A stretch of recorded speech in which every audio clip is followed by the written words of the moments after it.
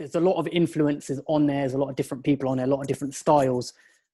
Now that you're seeing it and the way that it's received, have you got everything that is there anything missing basically from it that you wanted on there?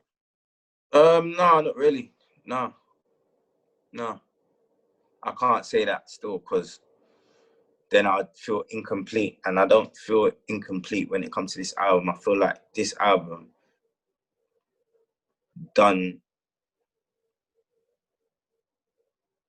way, like to answer your question from before as well. With this question about did I plan on, did it just turn out this way, or did I plan on making an album with all these different sounds and stuff? I definitely planned that, and I definitely wanted people to know that, right? That's why the album's called A Familiar Stranger, because I've been doing this stuff and you're familiar to me, but you might not know that I do all of this. This is my sound. This is actually my sound. Yes, you might know me as a grime artist, but this is actually my sound. If you check my early mixtapes from my first Back to the Lab 1, 2, you will hear on there I've been messing around in different tempos from then. So it's not nothing outlandish that I'm doing anything too different. Do you know what I mean? Yeah, no, 100%. Yeah. So you see, like when it was coming to making this album, I was on a thing like, yeah, you know what, I'm gonna make people know that, because a lot of people will still call it a grime album because there's still a lot of grime on there, and there's to me it's just the attitude of how I approach certain songs. So certain songs are not traditionally grime beats, but the way I'm spitting, it might be a grime flow.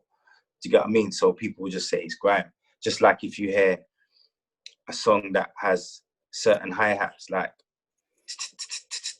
them drill hi-hats with the drill bass line, doesn't matter what else is going on in the song, you're going to call it a drill song. Yeah. Do you get what I mean? So to me, it's a lot of it's the approach to the song. Like you could have a grime beat, and if someone could be singing R&B over it, it's actually a grime song, a grime rhythm, but they're singing R&B over it, so it's R&B. Do you get what I mean? Because that's their approach to the song. Grime's like that. So there's loads of songs out there that you could just say if you take that off and let MC spit over it, you call it a grime song. But it's just the approach. So my approach to a lot of songs are not just a grime flow, it's a Frisco flow, and that's what people have more now got to understand, that, right? It don't even matter what the tempo is with this guy, because whether it's a Money Cool song, whether it's a corner song, whether it's a Red Card, when you hear it, it doesn't sound like, oh, Frisco's spitting on. It just sounds like Frisco. Do you get what I mean? Facts. Yeah. It sound like nothing else, and that's what this album is kind of about. Yeah. No, I threw it like you saw. I threw out some questions to some people, but before I get into those, just touching on that point that you made about the different styles of rhythm, and when people hear you, me speaking for me personally, I just hear lyrical, raw energy every time. Don't matter what is on. Like you bring what Frisco brings. You know what I mean? And talking about the Karma record, like I heard someone speak on saying that it was a drill beat, and I didn't hear that. You described it to say that there was the infusion of grime and drill, and that's what I heard. I didn't hear a clear day, drill beat. I didn't feel like you were jumping on a drill record. I actually heard a rhythm that was quite a mix. So it speaks testament to kind of what you've been saying. You know what I mean? Yeah, exactly. But like I was saying it before, like the drill sounds so distinctive now. Like every drill song, how you define a drill song, it seems these days, I'm talking about the instrumental, not the lyrics. How you define it is by the hi-hats and the bass line. Mm.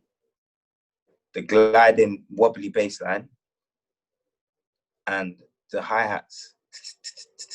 You get what I mean? So if you keep that bass line and change the sound of the bass line, use a sub, and you change the arrangement of those hi-hats, and the hi-hats go or